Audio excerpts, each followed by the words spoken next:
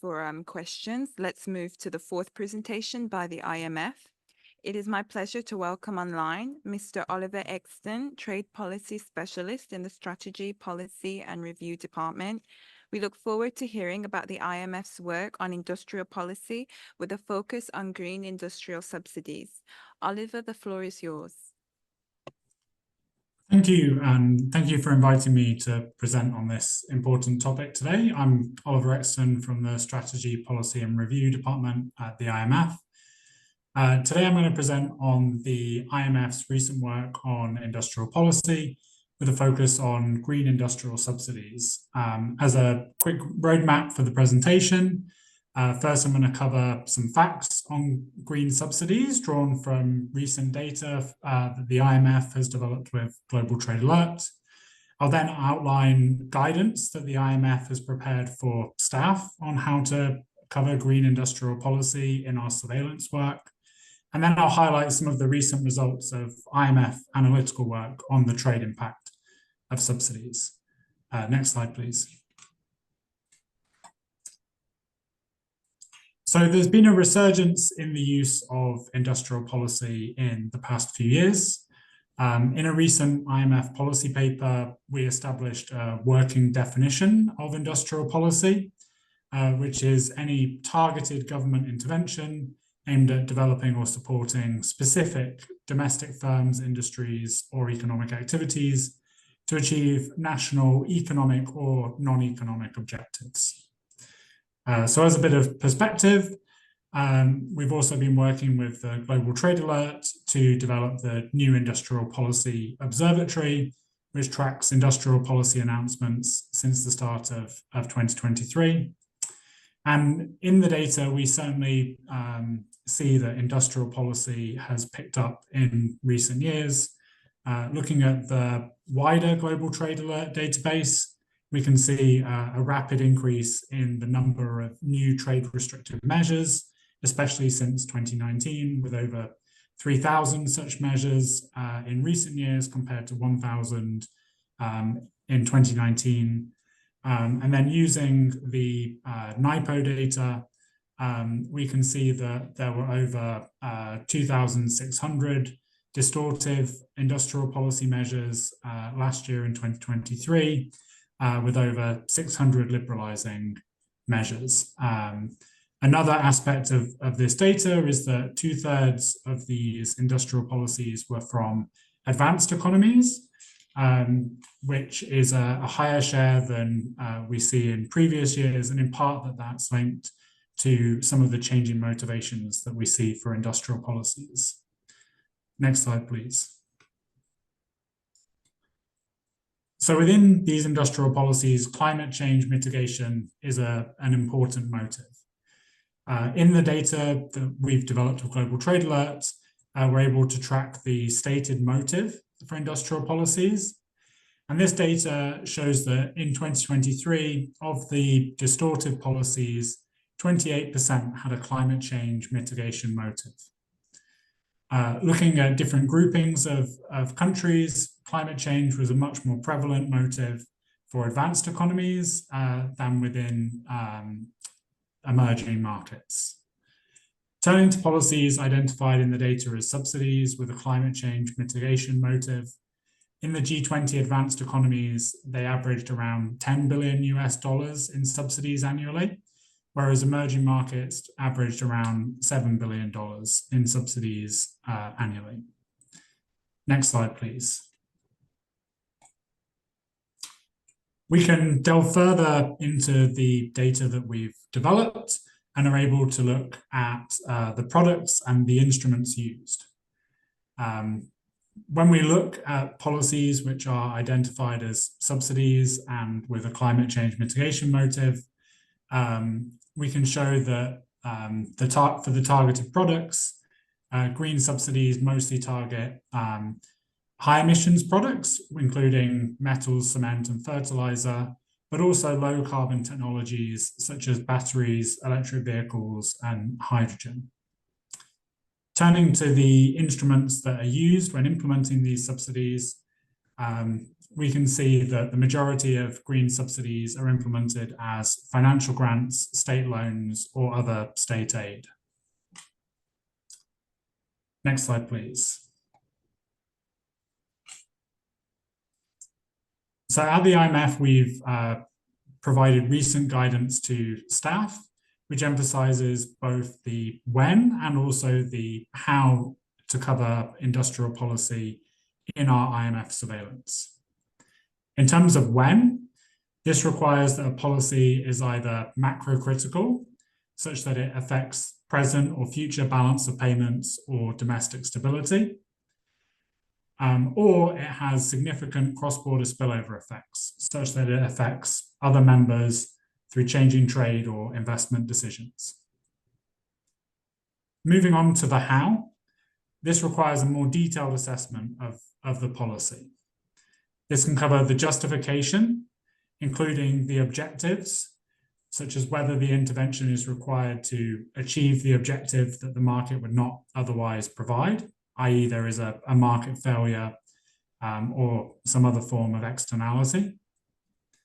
We also focus on the design of the policy, such as whether the instrument is best suited to achieve the stated objective. We'll also look at performing a cost-benefit analysis. This includes whether there are net benefits for the country implementing the policy, but also whether there could be cross-border effects through impacting trade and investment decisions. Finally, we look at the implementation of the policy. So here it's important that the policy is consistent with WTO or other international legal commitments. And we'll also look even beyond that at whether the policy is discriminatory or introduces inefficiencies from an economic perspective. Next slide, please. A recent trend that we've seen is that climate change and also climate-related industrial policy is increasingly covered in IMF Article 4 reports, which is our main surveillance device. As you can see from the left-hand chart, climate change is now covered in almost all of the IMF Article 4 reports. Looking at the chart on the right-hand side, we performed a staff survey in 2023 on trying to understand how prevalent industrial policy was in IMF surveillance. Within these responses, we were able to identify the motive for industrial policies that met the surveillance criteria that I outlined previously, i.e. it met the macro criticality threshold. Looking at the results from the survey, we see that for advanced economies, over 35% of industrial policies had a climate change motive. When we look at emerging markets, this was 20%. And when we look at low-income countries, it was very rarely a motive for the industrial policies. Next slide, please. Given the prevalence of climate change overall and these green industrial policies that staff are covering, we've provided specific guidance for a green industrial policy. A key aspect for green industrial policy is that it's very likely to meet the criteria for having a market failure. It's widely acknowledged that the private sector often fails to account for the environmental costs of carbon emissions and the social benefits of green investment. But that doesn't necessarily mean that all industrial policies with climate or environmental objectives are effective. The design matters.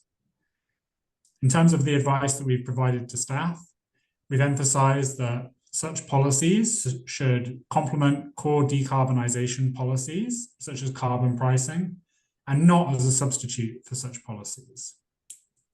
They should also minimize adverse spillovers to trade and investment decisions, such as being implemented through non-distortionary consumption subsidies rather than producer subsidies or policies with domestic content requirements. Support should also be time-bound with sunset clauses, cost-effective with regular monitoring and evaluation, and implemented transparently, such as through the budget. A strong governance framework is also required to avoid ineffective use of public resources and avoid government capture. Finally, we stress that uncoordinated unilateral measures will be less effective at addressing the global climate challenge than coordinated global action, in particular if it leads to an inefficient or costly subsidy race. Next slide, please. Now turning to some of the analytical work that we've been doing, looking at the trade impacts of subsidies. Recent IMF research has shown that subsidies can impact trade flows, even if not directly linked to trade activities as a result of domestic subsidies affecting firms' costs and comparative advantage. The results of a recent IMF working paper suggest that domestic subsidies can have strong cross-border spillovers through trade. Exports of subsidized products grow 2.3% more after receiving a subsidy relative to non-subsidized products. This effect gets magnified for G20 emerging markets, where exports of subsidized products grow 7.6% more after the subsidy. When considering the aggregate impact on trade flows, however, it's worth noting that subsidies given by advanced economies cover more trade than those of emerging markets. Between 2009 and 2021, subsidies in G20 advanced economies covered around $40 trillion US, whereas that was about 44% more than the value of subsidized exports by G20 emerging markets. Next slide, please. Finally, another strand of IMF research has looked at the risk of policy escalation, where in response to industrial policies by other countries, countries respond with their own industrial policies. Again, using data from the Global Trade Alert, IMF research shows that when one of the US, China, or EU introduces a subsidy, there is on average a 74% probability that one of those other major economies also introduces a subsidy on the same product within a year.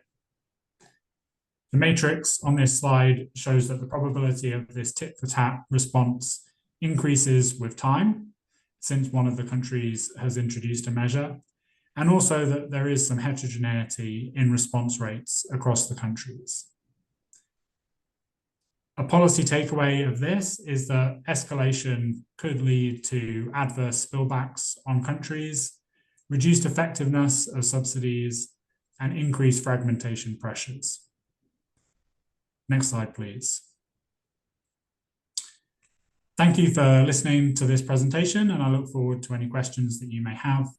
I've also included some of the references to recent IMF work from which this presentation is based. Thank you very much, Oliver. I'd like to open the floor now to members and then stakeholders for questions and comments on the presentations by the OECD and IMF. The floor